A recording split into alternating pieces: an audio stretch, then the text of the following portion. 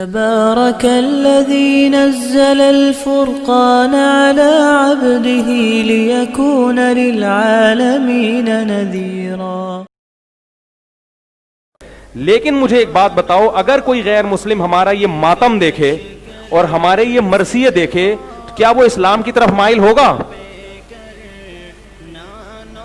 مائل ہوگا؟ وہ بولیں گے ان کو کیا ہو گیا، یہ کیسا مذہب ہے؟ کیا حضرت حسین کی یہ تعلیمات تھیں؟ کتنے بزرگان دین ایسے ہیں ان کی زندگیاں دیکھ کے لوگ اسلام قبول کیا، انہوں نے نمازیں دیکھ کے، ان کے لائف سٹائل دیکھ کے، مسلمانوں کا کلچر دیکھ کے۔ لیکن محرم میں اور ربیع الاول میں یہ جو کلچر ہم جو دکھاتے ہیں، اسے دیکھ کے اللہ کی قسم کوئی غیر مسلم مسلمان نہیں ہوگا، وہ کہے گا یہ کیسا مذہب ہے، کیا سکھا رہے ہو تم؟ اسلام بہت ہی اٹریکٹیو مذہب ہے اگر اس کو اصلی حالت میں رکھا جائے۔ 35,000 امریکن فوجی سعودی عرب میں مسلمان ہوئے تھے جب یہ وار چلی ہے نا، تو ہمارے ایک استاد سے میں نے ان سے پوچھا کہ ان کی بڑی معلومات تھی، میں نے کہا یہ جو 35,000 امریکی فوجی مسلمان ہوئے ہیں سعودی عرب میں، یہ کس کی تبلیغ سے؟ انہوں نے کہا کسی کی بھی نہیں، ان کو اسلام کو اب پڑھنے کا موقع ملا ہے سعودی عرب آنے کے بعد، کیونکہ سعودی عرب آئے تو انہوں نے کچھ وہاں دیکھا سسٹم، تو ان کو اسلام کو جب انہوں نے خود پڑھا تو خود ان کو اتنا اچھا لگا، کیا ہو گئے۔ لیکن اگر وہ یہ پڑھیں گے یہ کالے کپڑے اور ماتم اور چھری اور چاقو اور دیگیں حلیم کی، یہ اسلام نہیں ہے میرے بھائی، یہ اسلام نہیں ہے۔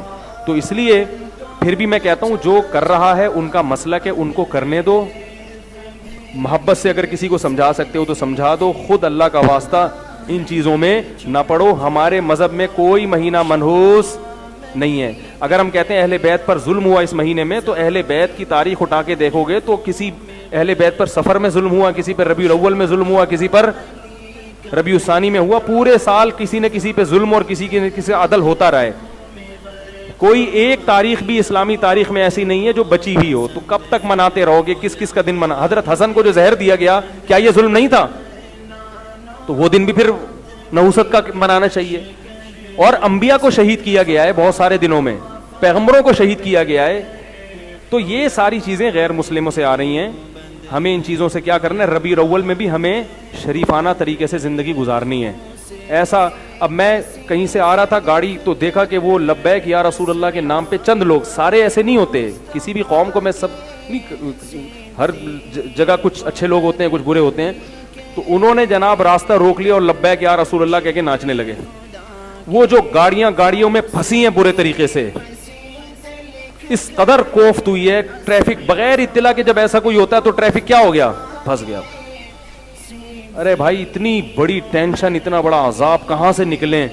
میں اس وقت سوچ رہا تھا، اس وقت کوئی بیمار ہوا، کوئی عورت پریگنینسی میں ہے، اس کو ہاسپٹل لے کے جا رہے ہیں، کسی کو ہارٹ کا اٹیک ہوا، اس کو وہ تو لبیک یا رسول اللہ کے نعروں میں، اور کوئی گورا آ کے دیکھ لے، وہ بولے ہمارے ہاں تو ٹریفک جام بھی ہوتا ہے تو ہم لائن سے نہیں ہٹتے، اور تمہارے ہاں نبی کے نام پہ جب چاہو روڈ بلاک کر کے کھڑے ہو جاؤ۔ تو اسلام تو میرے بھائی مینجمنٹ سکھاتا ہے، اسلام آپ کو برباد ہونا یا مینجمنٹ کی جو یعنی نظام کو خراب کرنا، انتظام کو خراب کرنا، یہ اسلام کی تعلیمات تھوڑی ہیں۔ ایک طرف محمد صلی اللہ علیہ وسلم کی تعلیم ہے کہ تہجد کے لیے اٹھو تو اتنا آرام سے کہ بیوی کی آنکھ نہ کھلے، اتنا اہتمام کہ کسی کی نیند خراب نہ ہو، اور دوسری طرف آپ بھونپو لے کے پورے گھروں میں چڑھے ہوئے ہیں اور روڈ بلاک کیے ہوئے ہیں آپ نے۔ احتجاج اگر روڈ بلاک کر کے کرنا ہے تو اس کی پہلی انتظام ہونا چاہیے، بھائی یہ آلٹرنیٹ راستہ ہے گاڑیوں کے نکلنے کا، یہاں سے یہاں تک فلاں دن کنٹینر لا کے رکھا جائے گا، ٹھیک ہے نا، اس کنٹینر میں اتنے لوگ ہوں گے اور وہ اس طرح سے اتنا بڑا جلسہ ہوگا، اور پھر اس کا متبادل ایک دم لا کے لبیک یا رسول اللہ کے نام پہ سب کھڑے ہو گئے اور ایک دم ایسی کی تیسی ہو۔ لوگ عشق رسول میں کر رہے ہیں لیکن لوگوں کے پاس علم، میں ان کی نیتوں پہ شبہ نہیں کرتا، نیتیں سب کی عشق رسول ہی ہوتی ہیں، مگر عشق رسول کا اظہار نہیں آتا، کیسے کیا جاتا ہے، نبی نے کیا آداب سکھائے ہیں، یہ پبلک کو نہیں پتا، اور گائیڈ کرنے والے بھی نہیں گائیڈ کرتے، وہ بھی اپنی دکانیں چمکا کے بیٹھے ہوئے ہیں، ان کو اس سے ہوش نہیں ہے کہ کس عمل سے کس کو کیا تکلیف ہو رہی ہے۔ آپ صلی اللہ علیہ وسلم نے ایذائے مسلم کے مسلمان کو آپ کے کسی عمل سے تکلیف نہ ہو اس کا بے انتہا خیال کے بھی۔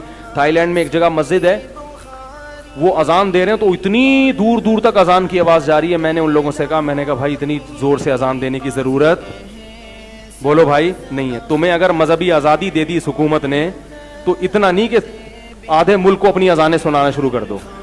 اپنے محلے تک اذان کی آواز کو کیا رکھو. آزادی کا ناجائز فائدہ اٹھاتا ہے مسلمان. آپ کو ایک کافر ملک نے آزادی دے دی اذان دینے کی تو اب تمیز سے اذان دے دو جتنا نارمل ہوتی ہے. جگہ جگہ جا کے نا مائک لگائے ہوئے ہیں روڈوں پہ بھی.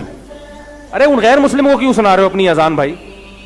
پھر یقین کیا نکلے گا؟ وہ کمپلین کریں گے یار ہمارے آرام میں خلل ہو رہا ہے اور مذہبی منافرت پھیلے گی. تو مسلمان تمیز سے چلتا بولو نا نہیں. بس وہ سمجھتا ہے میں چونکہ اللہ کی کبریائی پورے ملک میں بیان کر رہا ہوں ہے, اللہ کی توحید میں نے پورے بینکاک میں بیان کر دی, تو اللہ نے کب کہا ہے کہ میری کبریائی اس طریقے سے بیان کرو کہ پھر کل تم پر پابندیاں لگیں. اور چائنا میں مذہبی آزادی بہت تھی, وہاں جلسے شروع کر دیے لوگوں نے, ان جلسوں سے روڈ بلاک ہونا شروع ہوئے.